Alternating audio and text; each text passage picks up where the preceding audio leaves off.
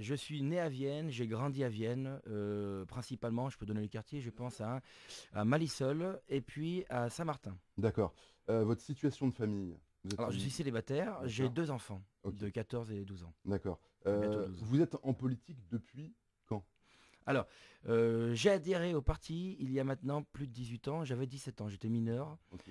donc je suis toujours Oui, là. donc vous avez quand même une ancienneté dans Oui, oui, le bah, camp à dans nouveau. l'ombre principalement, Ouais. puisque j'ai accompagné la campagne à l'époque de Jean-Jacques Augier, donc ça remonte à Mhm. longtemps maintenant. D'accord. Et donc j'étais le directeur de campagne de Marie Guimard aux législatives. D'accord. Est-ce que vous occupez des fonctions politiques actuellement, au-delà d'être candidat à Alors en l'élection? interne, vous voulez dire oui, oui, Oui. tout à fait. Je suis le secrétaire de la huitième circonscription. Alors entendons par là le responsable de la huitième circonscription de De l'Isère, qui l'Isère. regroupe 4 cantons actuellement, puisque D'accord. ça va être changé. Donc les cantons d'Eyrieux, de Roussillon, enfin une partie de Roussillon, Vienne Nord et Vienne Sud. Ça vous demande beaucoup de travail, de présence sur le terrain? Énormément. Ouais. C'est beaucoup de travail, beaucoup d'implication, c'est beaucoup de volonté. D'accord. Et en parallèle, vous travaillez, c'est quoi votre profession? Alors je suis éducateur. D'accord. Sur Vienne? Non, non. Bon, après, je n'aurais peut-être pas trop donné. Non, mon employeur D'accord. sera peut-être pas forcément Ok, content de ça savoir, marche. voilà. Mais voilà, je suis Éducateur éducateur. de jeunes enfants, éducateur Auprès d'adolescents, oui, en auprès difficulté. d'adolescents. D'accord. Alors, première question déjà, pourquoi vous êtes candidat à la mairie de Vienne? Bah, parce que c'est ma ville déjà. J'y suis né, je l'ai connu, je l'ai vu évoluer. Mhm. C'est une ville que je connais donc beaucoup, que je connais parfaitement même. Et c'est vrai que c'est naturellement que je souhaite m'investir pour elle et apporter ma Mhm. contribution. D'accord. Alors, je vous l'évoquais tout à l'heure, à l'occasion de cette élection municipale, Chéri FM s'intéresse principalement à deux préoccupations Oui. des Viennois, c'est-à-dire le logement et la réforme, la mise en place de la réforme des rythmes scolaires, qui est inscrite dans la loi, donc c'est une obligation. Le logement, on va commencer par là, c'est l'un des 7 chapitres de votre programme. Qu'est-ce que vous proposez, vous, en matière de logement à Vienne? Déjà, quel constat vous dressez et quelles choses vous souhaitez mettre en place? Alors déjà le constat, moi je constate surtout que dans les logements sociaux, hein, donc ad vivo, les rénovations ne sont que très peu effectuées pour ne pas dire pas du tout. D'accord. Alors on change une porte par-ci, on change une fenêtre par-là, sous prétexte d'isolation thermique ou sonore, mais finalement on s'aperçoit qu'il n'y a aucun changement profond, aucune rénovation profonde, aucun entretien profond. Bon, donc moi déjà, je m'attaquerai à ce sujet-là. Je compte rénover les logements sociaux Mhm. au lieu d'en construire de nouveaux. Il faut déjà rebâtir ce qui est déjà mis en place, si je peux dire. D'accord. Donc vous Euh, axez sur la réhabilitation. La réhabilitation. En deuxième temps, l'objectif c'est de soutenir soutenir les Viennois. Bon, on sait qu'il y a une austérité qui est mise en place. Les Viennois, on leur serre la ceinture de plus en plus. Les Viennois comme tous les Français d'ailleurs. Mhm. Je pense que le rôle de l'élu maintenant, c'est de les soutenir financièrement. Donc la fiscalité n'est pas à l'ordre du jour, mais déjà on a un grand projet là-dessus. Et le logement, c'est la suite logique. C'est permettre aux faibles revenus d'accéder à la propriété. Donc nous proposons une location-vente sur le long terme. D'une, bah, ça permet d'accéder à la propriété, mais aussi de deux, ça incite les habitants à entretenir leur propre logement, car on sait qu'il y a quand même des dégradations. Bah, quand on sait qu'à la clé, ce logement vous appartiendra, on est un peu plus D'accord. vigilant sur... Ok. Vous parlez il y a quelques instants de la taxe d'habitation, notamment de la fin de la fiscalité. Oui, Vous, alors vous non. souhaitez faire quelque chose vis-à-vis de ça? Alors oui, tout à fait, on veut Taux baisser la locaux? fiscalité, on ne veut pas la maintenir, on veut la baisser. Voilà, D'accord. il faut que le pouvoir d'achat des Viennois soit en capacité de faire travailler la ville de Vienne, hein, très, D'accord. très clairement. Donc il faut baisser la fiscalité. C'est la raison pour laquelle, vous verrez dans le programme, on a beaucoup d'orientation sur tous les sujets, mais on n'a aucun grand projet pharaonique. Voilà, puisque par définition, un grand projet c'est Mm. coûteux et bah, c'est contribuable qui paie. D'accord. Voilà, par exemple, on ne proposera pas de faire un parking souterrain en centre-ville. D'accord. En gros, ce que vous êtes en train de dire, c'est qu'avec l'argent qui est alloué à la ville, vous serez regardant sur les dépenses, quoi. Ah, mais très regardant, et D'accord. même sur les financements, sur alors, les divers financements et les dotations. Alors, on veut une transparence totale. Donc, D'accord. à chaque financement, on veut un détail exact de l'orientation de ce budget. D'accord. Voilà. Parce Euh, il faut qu'à chaque budget, il y ait un intérêt pour la ville, ça c'est très clair. On veut que mhm. tout financement rapporte quelque chose. Alors c'est peut-être pas sous forme directe, forme financière, mais il faut vraiment qu'il y ait un intérêt pour Vienne. On ne donnera pas des financements comme ça par clientélisme. D'accord. Ça c'est Ok. fini. Au niveau de la question de la réforme des rythmes scolaires, Oui, déjà, je vous le rappelle, elle prévoit l'allègement de la journée de classe chez les scolaires avec la mise en place d'une semaine de 24 heures d'enseignement sur 9 journées et demie. Donc en gros, ça inclut les enfants vont retourner à partir de septembre à l'école le mercredi matin ou le samedi matin, Oui. suivant les communes. Et il y a toute une série d'animations qui est proposée. Qu'est-ce que vous... Alors déjà, on est complètement contre, hein. Ça c'est très clair. Au niveau national, on l'a affirmé. Donc au niveau local, c'est la même chose. Ça va obliger les parents déjà à revoir toute leur organisation. Hmm. Voilà. Donc c'est un chamboulement familial énorme. Les enfants avaient besoin de ce mercredi pour se reposer. Voilà, parce qu'à cet âge-là, on a besoin de récupérer beaucoup. Voilà. Donc c'est une matinée en moins pour eux. Surtout, ce qui est gênant, c'est on sait tous, hein, que le niveau scolaire baisse de plus en plus. Et là, on va encore enlever des heures de cours pour le primaire, pour les remplacer par des heures de loisirs. Mhm. Bon, alors, les fondamentaux, un enfant ne peut pas les apprendre comme ça, c'est pas possible. Le français, le calcul, ce sont les deux sujets primordiaux pour ces enfants-là, et l'histoire de France, puisque c'est un domaine fédérateur de la nation. On a une histoire commune, et il faut le mettre en avant. Donc l'histoire, le français et le calcul, c'est trois matières sur lesquelles il faut mettre l'accent. Donc nous, voilà, la loi est passée, vous l'avez dit, on n'a pas le choix, on va devoir s'y plier. En 2016, je crois que ça a été repoussé, ou 2015. Donc ça montre que c'est pas déjà, Donc vous ne la mettriez pas en place là en septembre 2014?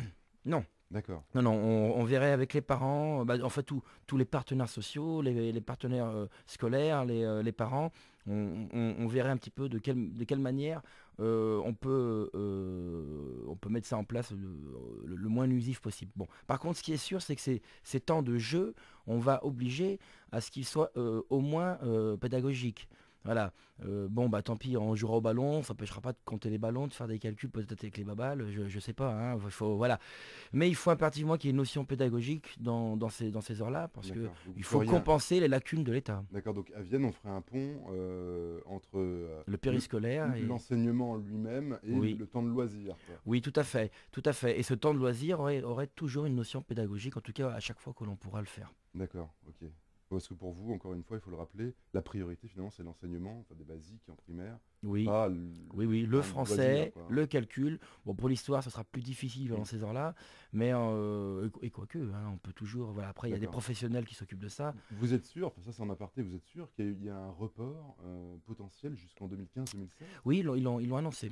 Ils l'ont D'accord. annoncé, je sais plus si c'est 2015 ou 2016, mais ils ont annoncé le En tout report. cas, vous vous engageriez, là on revient à À prendre l'interview. notre temps et à bien réfléchir à ces réformes avec les partenaires, les divers partenaires, hein, c'est-à-dire Mhm. donc les scolaires, familiaux, périscolaires, parce que trop souvent on les met de côté. Il ne faut pas oublier qu'ils ont un vrai rôle auprès des enfants. D'accord. Voilà, il faut vraiment travailler tous ensemble. La seule chose qui doit être prioritaire, c'est le bien-être de l'enfant et la mise en place des fondamentaux pour son avenir. D'accord. Et malheureusement, dans cette réforme, on l'a complètement D'accord. occulté. Bah, le Parti socialiste s'appuie sur le plan national sur des études qui disent en gros que remettre la semaine des 4 jours et demi, c'est favoriser justement Oui, parce l'essor qu'il intellectuel, enfin le côté bon élève, quoi, en fait. Oui, alors c'est malhonnête, puisque effectivement, là où on se rejoint, c'est que le matin, un enfant travaille mieux. Donc ils se sont dit, on va réduire les heures d'après-midi pour ajouter un matin. Oui, sauf qu'on oublie qu'ils ont aussi besoin de sommeil. D'accord. Donc à la limite, il vaut mieux mettre le matin les matières principales, c'est-à-dire donc encore une fois le français, le calcul et l'histoire, et l'après-midi des matières secondaires, voilà, parce qu'il y a moins besoin de concentration, parce que c'est un peu plus... on relativise, pardon, ces heures-là. Mais rajouter une matinée, non, ça c'est une erreur fondamentale, les enfants et la famille, parce que c'est aussi le mercredi, c'est un jour de famille, Mhm. c'est un jour de loisir. Ils ont déjà du loisir, ces enfants-là. Très, très souvent, le mercredi, c'est le sport, c'est la musique, et là, du coup, on va falloir tout revoir, revoir tout ça. Au niveau de Voilà. l'organisation, quoi, et du cumul des activités. Oui, tout à fait. On parle un petit peu plus largement de votre programme. Oui. Si vous êtes candidat, ça veut dire que vous souhaitez faire avancer la ville d'une autre manière que le tournant qu'elle prend actuellement. Absolument. Pourquoi? Est-ce qu'il y a au parti à Vienne, est-ce que vous avez un regard négatif sur les actions qui sont menées depuis les 2 mandats de Jacques Remier, par exemple? Est-ce que la ville actuelle ne vous plaît pas comme elle est? Alors, il y a des grosses lacunes. Déjà au niveau du stationnement. Mm. Voilà. D'ailleurs, c'est l'adjoint au maire chargé du stationnement qui est le candidat à sa succession pour l'UMP. Le stationnement viennois, c'est une catastrophe. Les gens ne viennent plus à Vienne à cause du stationnement. C'est une catastrophe. Nos commerçants n'arrivent plus à survivre. Les Viennois eux-mêmes évitent le centre-ville. Voilà, donc ça c'est une erreur stratégique fondamentale. Il faut simplifier ce système. Il faut revenir à une couleur unique. Ces jeux de couleurs, c'est du grand n'importe quoi. Et puis il faut cesser aussi le harcèlement que subissent les clients viennois, parce que des touristes viennois, ce sont aussi des clients potentiels. Bon, bah, la SVP tourne toutes les demi-heures, les agents de stationnement, la SVP, c'est un effet rédhibitoire pour tous les clients potentiels. Qu'est-ce que vous Donc, proposez en termes alors de moi je stationnement? propose de alléger le stationnement, enfin le système de stationnement, pardon, donc les couleurs, hein, à Vienne, alors avec un temps de gratuité, hein, de 20 minutes et un montant progressif en fonction de la durée de stationnement. Voilà, de manière à forcer tout de même un roulement. Faut pas Une que rotation, voilà, une d'accord. rotation. Ensuite, on veut alléger le centre-ville des véhicules encombrants. Alors, comprenez par là, bah, tous les gens qui travaillent à Vienne, ils sont bien obligés eux-mêmes de s'y garer et ils prennent les places de leurs propres clients. Donc, on propose un parking extra grand urbain, grand centre-ville, pardon, de manière à réserver uniquement pardon, aux professionnels du centre-ville, hein, les commerçants principalement, Mhm. de manière à laisser les places en centre-ville pour leurs propres clients. Ça, Et vous voilà, proposez quoi? La construction d'un édifice voilà, tout à fait. On avait des idées, malheureusement, les places, depuis un an des élections, on voit qu'il y a beaucoup de travaux entrepris. Bah, le Saint-Germain, on pensait y faire un étage, ça va être, c'est toujours un envisageable, mais parking ça à va être étage? Ouais. à étage. On avait surtout envisagé à la base le quai Riendé, vous voyez, en venant vous voir, je suis passé devant, je vois que les places ont diminué par deux, ça va être difficilement envisageable. Bon, je pense qu'on se tournera de nouveau vers le Saint-Germain et voir s'il est possible de monter en hauteur. Voilà, pour ce qui est des commerçants. Euh, et puis, Pas de parking souterrain? non, on Non. évitera le parking souterrain, et notamment sur le centre-ville historique, Mhm. c'est une erreur fondamentale. Deuxième erreur que je trouve mais extrêmement grave, c'est le déplacement du centre-ville à Saint-Germain.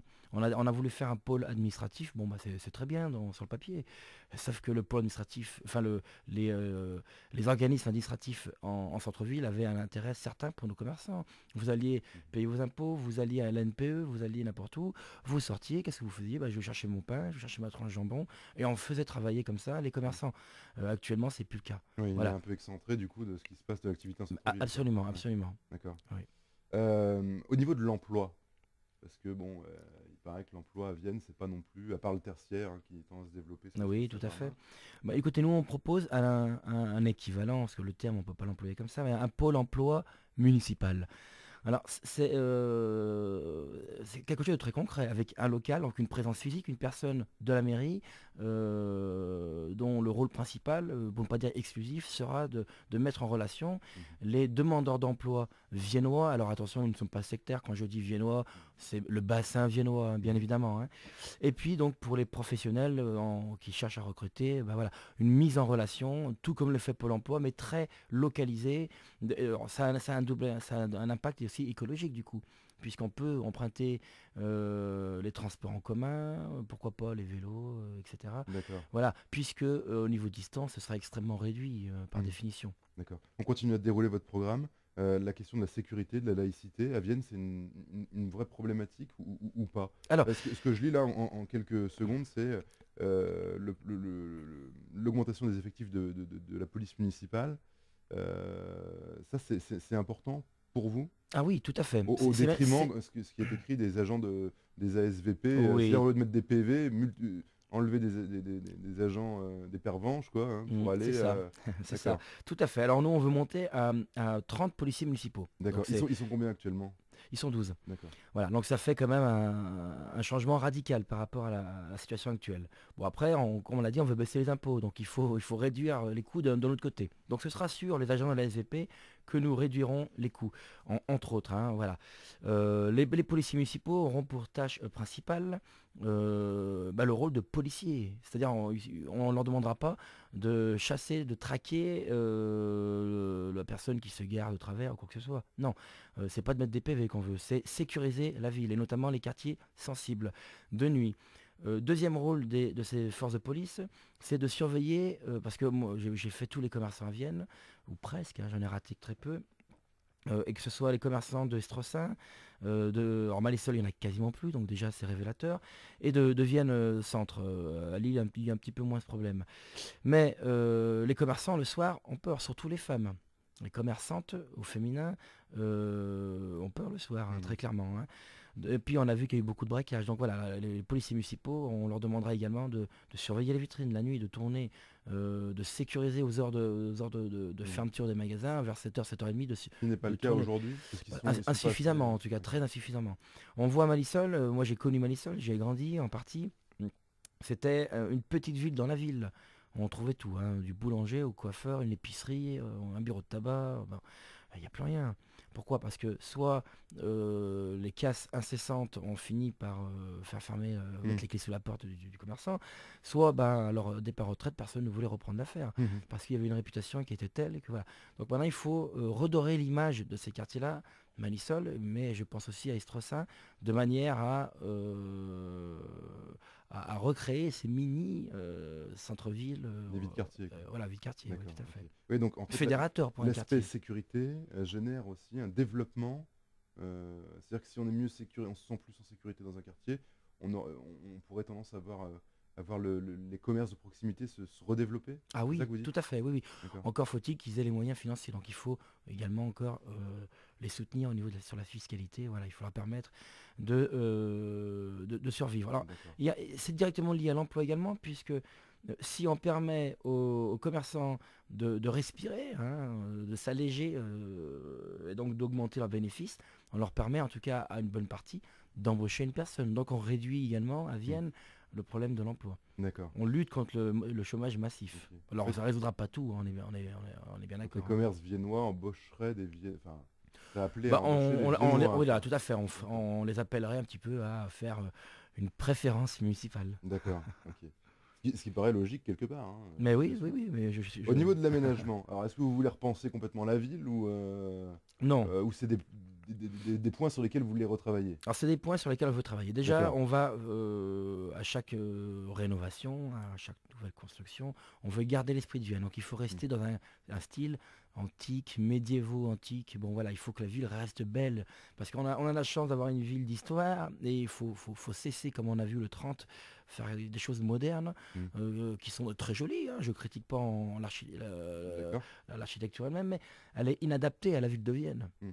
Voilà, il faut rester dans l'esprit, il faut rester viennois. Voilà, mais bon, encore faut-il être viennois soi-même, peut-être pour le comprendre. D'accord. Ok. Et qu'est-ce que vous proposez alors justement au niveau des aménagements? Là, je vois mise en place de réverbères sensitifs, Oui, lutter contre le projet de contournement ferroviaire. Vous pouvez me détailler un petit peu tout ça? oui, oui, tout à fait. Alors, bah, pour le contournement, on soutiendra toutes les associations qui luttent contre ce projet, D'accord. puisque on le sait tous, hein, pour l'instant il est mis en suspens, mais il n'est pas abandonné. Bon, après, au niveau municipal, on ne pourra pas faire grand-chose, hein, faut être honnête. Non, par contre, vous parliez... euh, je ne sais même plus quelle était votre question. Vous avez- Sur par exemple l'installation de réverbères sensitifs. Voilà, Ça, c'est c'est là où je voulais en intéressant. venir. C'est-à-dire si on passe dessous, ça s'allume. S'il n'y a personne, ça s'allume plus, Tout quoi. à fait. Alors ça a un c'est un coût, hein, c'est extrêmement cher, donc on n'en mettra pas beaucoup, très clairement. Alors, déjà, il y a une connotation écologique, hein, puisque ben, par définition, si personne ne passe, ça ne s'allume pas. Donc c'est écologique et surtout c'est sécuritaire. C'est dans cette optique-là qu'on pense à ce projet. Il y a certaines zones avec très peu de passages auxquelles on ne peut pas mettre décemment un réverbère toute la nuit. Voilà. D'accord. Ce qu'il y a, c'est que des zones extrêmement sombres appellent aussi aux agressions en tout genre. Donc on pense à ces systèmes-là dans des zones très localisées, à faible fréquentation, mais à danger élevé. Voilà, ce qui fait qu'une femme seule qui se promène bah, sur son passage, ça éclaire, Mm. ça sécurise. Voilà. Mais ça fait pas tout, très clairement. C'est pour ça qu'on s'en servira à titre expérimental. On en mettra un ou deux pour voir ce que ça donne, pour voir si ça a du résultat. Et si c'est le cas, on reverra les choses autrement. Voilà. Mais on part pas dans les grands projets par rapport à ça. Quartier Saint-Martin, rue Lafayette. Là, chamboulement total. Oui, tout à fait. Sur le long terme, pour ne pas Mhm. dire le très long terme, ce serait sur un, deux, voire trois mandats. Voilà, il faut. C'est-à-dire que On reste dans l'objectif D'accord. tout de même de réduire les coûts Ah, pour la fiscalité. Donc, d'accord. on reste cohérent avec nous-mêmes. Et ça, ce sont des projets d'envergure, donc sur le très long terme. D'accord. Alors, il est comment ce quartier aujourd'hui, quartier Saint-Martin, et comment vous le voyez Alors, euh, c'est simple, à la fin de il est pas travaux attractif. potentiels. Il est pas attractif, c'est très laid. Et les gens qui habitent, on pense pas à eux. On rénove sans arrêt, mais oui, mais c'est redétruit dans la foulée, puisque c'est mal pensé. Non, nous, ce qu'on veut, c'est réhabiliter les logements sur le versant montagne. Mhm, Voilà, donc là, effectivement, faire quelque chose de joli, allégé.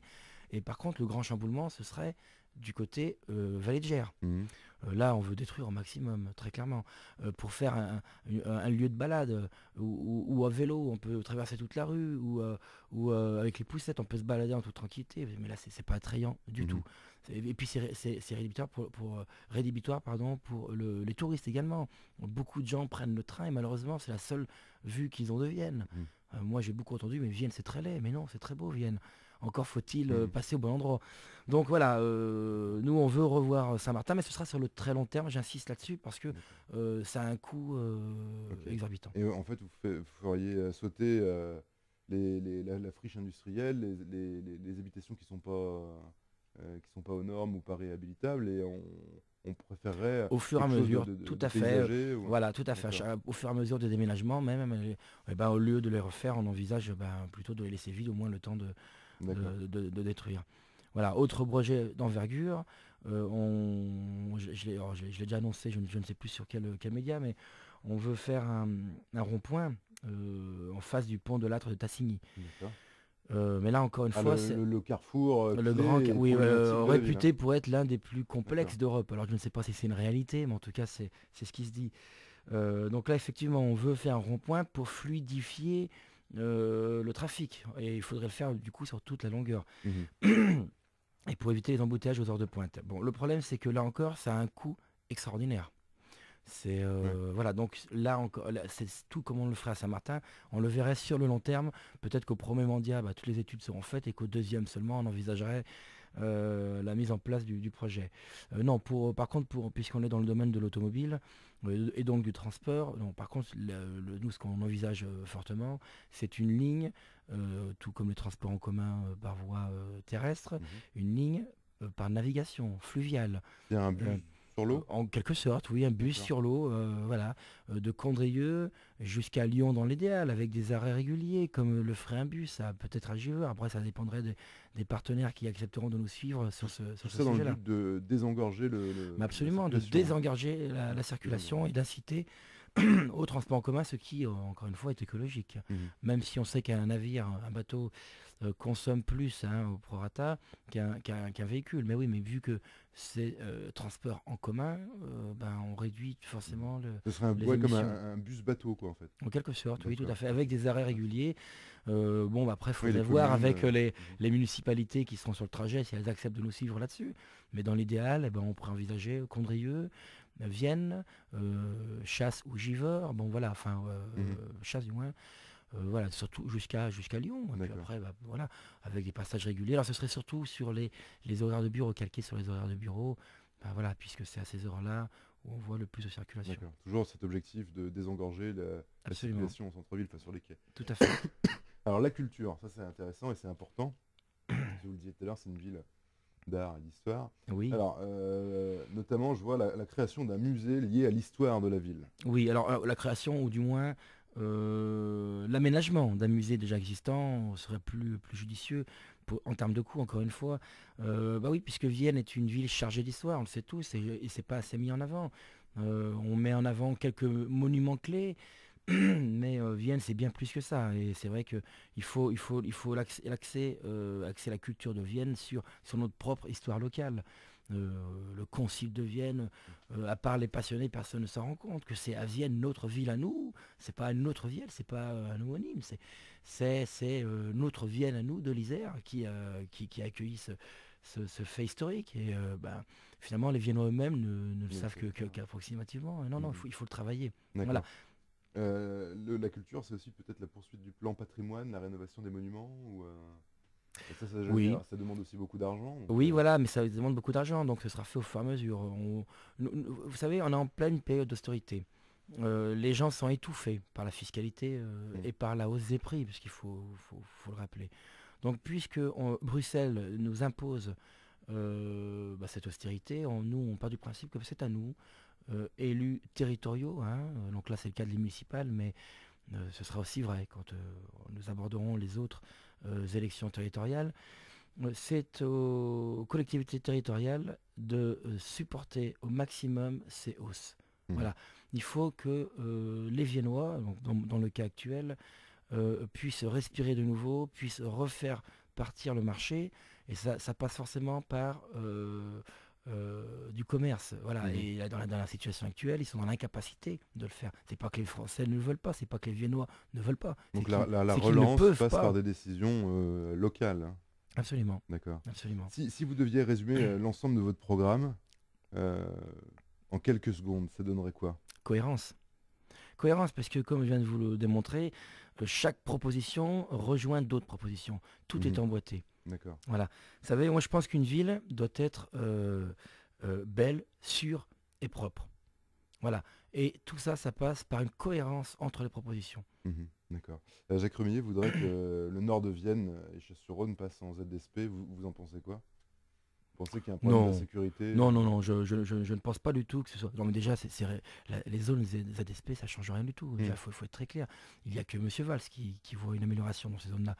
Non, ça ne sert à rien. Ça ne sert strictement à rien. Par contre, là, monsieur le Rémillet, maire actuel de Vienne, ce qu'il fait, c'est qu'il se décharge sur l'État Mhm. de toute responsabilité. C'est pas lui. La preuve, nous, on fait une demande et elle n'est pas acceptée. Mhm. Non, on a des moyens au niveau municipal, pas tous les moyens. On est bien d'accord que c'est une nationale qui a le plus de possibilités, le plus de pouvoir, mais au niveau municipal, eh ben, si on estime que dans un quartier, il y a une forte criminalité, puisque c'est sous-entendu, c'est ce qu'il dit, bah, dans ce cas-là, bah, qu'il augmente les effectifs de police municipale. D'accord. Une Voilà. dernière Par question. contre, il faut aussi savoir reconnaître les bonnes choses. Il a fait plusieurs appels au préfet pour augmenter Ouais, les renforcer, forces de ouais. police nationales. Ça, effectivement, c'est une très bonne chose, mais ça ne l'empêche pas pour autant de ses propres compétences d'augmenter les forces de police municipales. D'accord.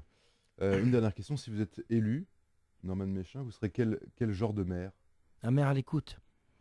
Un maire à l'écoute, puisque toute ma campagne, vous savez, on n'a pas encore reçu notre matériel, on l'aura très prochainement, donc les Viennois pourront recevoir enfin dans leur boîte aux lettres nos documents. Mais jusqu'à présent, nous ne l'avions pas, donc nous avons axé toute notre campagne sur le porte-à-porte. Mhm. Voilà, malheureusement, on est encore très loin d'avoir atteint tout le monde, donc on va continuer à le faire. Du coup, on est conscient des vrais problèmes des Viennois, puisque c'est eux-mêmes Mhm. qui nous l'annoncent, tout simplement. D'accord. Et Est-ce que... n'oubliez pas que je suis viennois, moi, que j'ai grandi, que j'ai même d'ailleurs mes déformations de langage, typiquement viennois, vous voyez, j'y ai grandi. Voilà, vous voyez. Et donc j'ai vu l'évolution de Vienne. J'ai vu également l'influence se perdre à Vienne. Avant, Vienne était indépendante.